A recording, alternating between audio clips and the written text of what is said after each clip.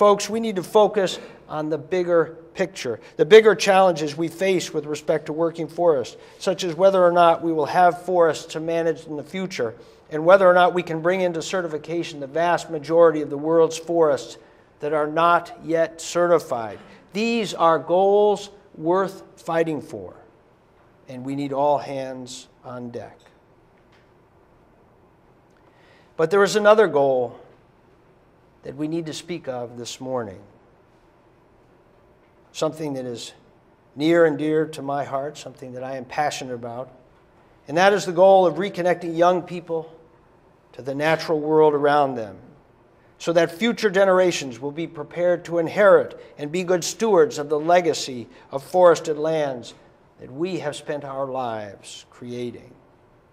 You see, over the past 30 years, children of the digital age have become increasingly alienated from the natural world, with disturbing implications not only for their physical fitness, but for their long-term mental and spiritual health, and of course, for the environment.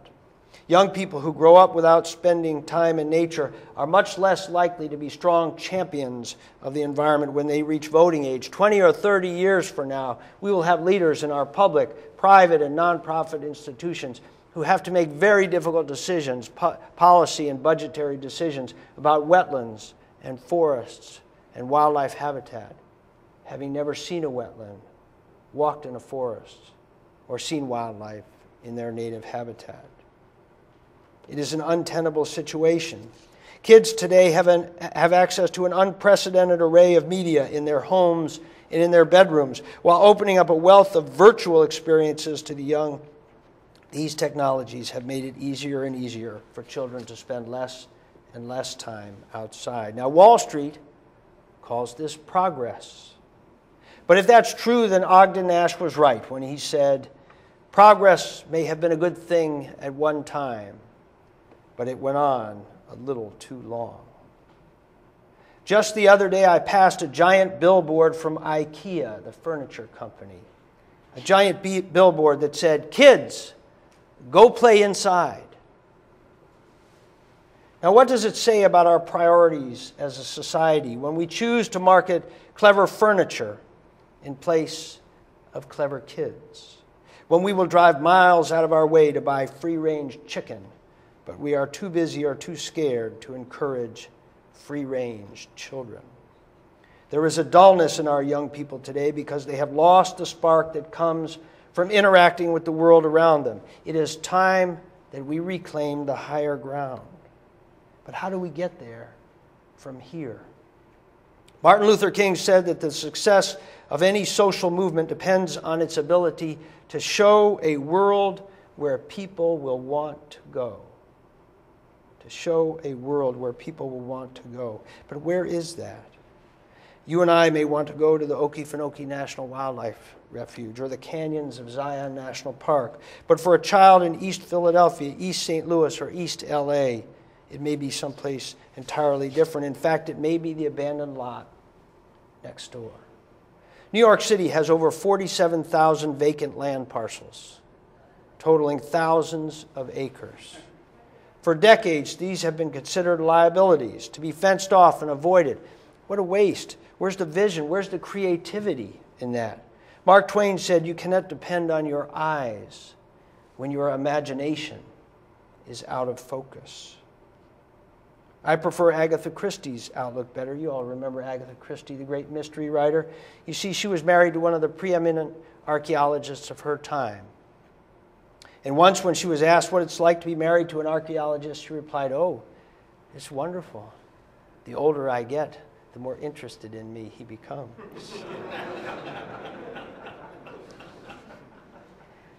She was clever enough to see her age as an asset rather than a liability, and we need to be clever enough to recognize that New York City, with its 47,000 abandoned lots, has an amazing asset just waiting to be deployed. And this brings up a central point in any effort to reconnect children with nature. As we become more of an urban nation, and as the demographics of our country continue to change, reconnecting children with nature will be less about bringing kids out to nature and more about bringing nature to the kids. Taking an inner city child from Washington, D.C. to Yellowstone is a bit like sending her to the moon for a week. It's too big a leap. We need to bring nature to these kids in a way that makes sense to them. And then later, after they have developed a connection, a love for nature, then we can make our way to Yellowstone, and it will be meaningful. By the year 2050, 85% of all Americans will live in big cities. And for the first time in history, we will be a majority-minority country. If we are to make nature relevant to these Americans, then we must recognize the value not only of our national forests and wildlife refuges, but also of our neighborhood parks, our wooded cul-de-sacs, and even the abandoned lots that have yet to be restored. For too long, we in the environmental movement have defined nature in terms of wildness, far away and pristine. And the result is that nature has become like a foreign country that you get to visit only once in a while. Nature must be nearby, it must be accessible, it must be returned to our daycare centers, our schools, and our communities. We need to rethink our priorities. We need to remake our culture. And that is a tall order indeed. Consider this. There are 20 million diabetics in this country today. There will be 40 million in 2015. And if we don't change course, 80 million people with diabetes by the year 2050.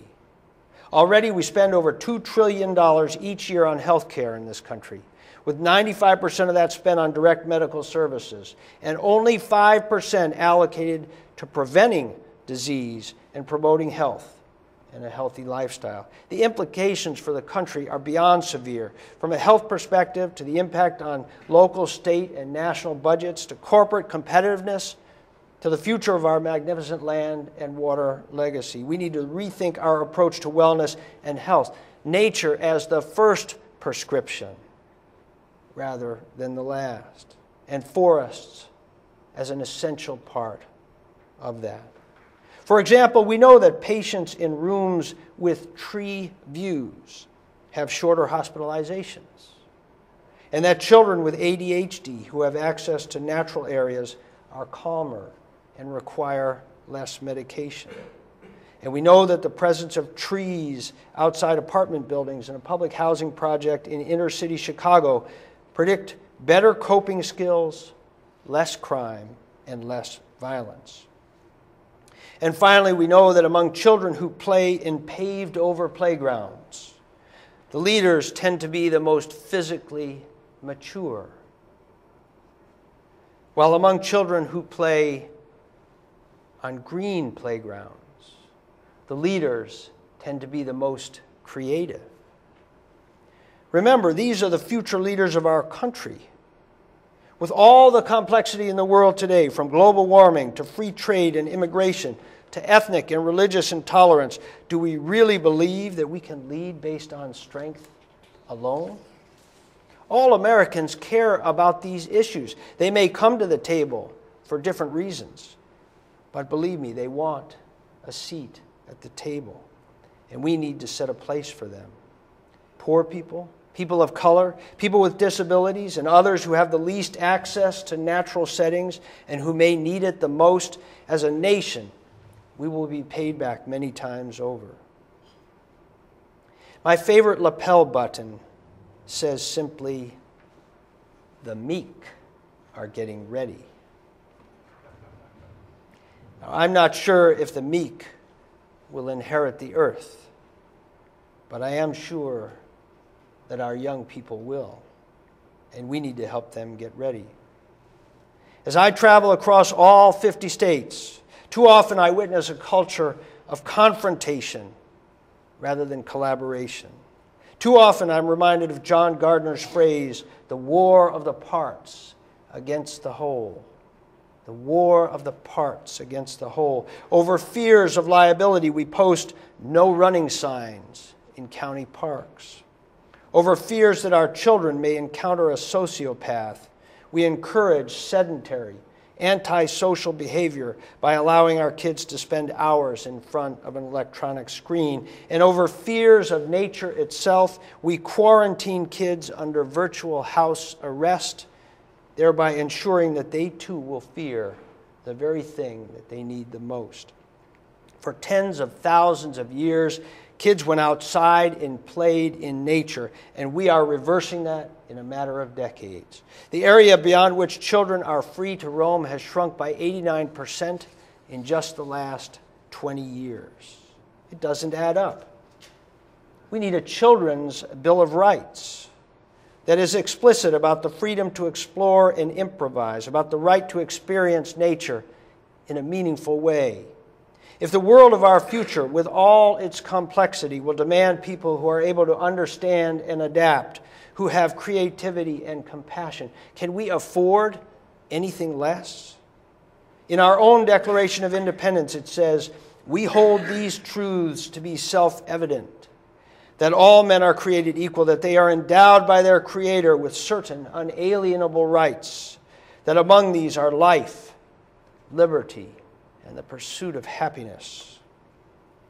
Life, liberty, and the pursuit of happiness, with all that we know about the benefits of nature, of forests, to children's health, cognitive ability, and socialization. Shouldn't access to nature be an unalienable right?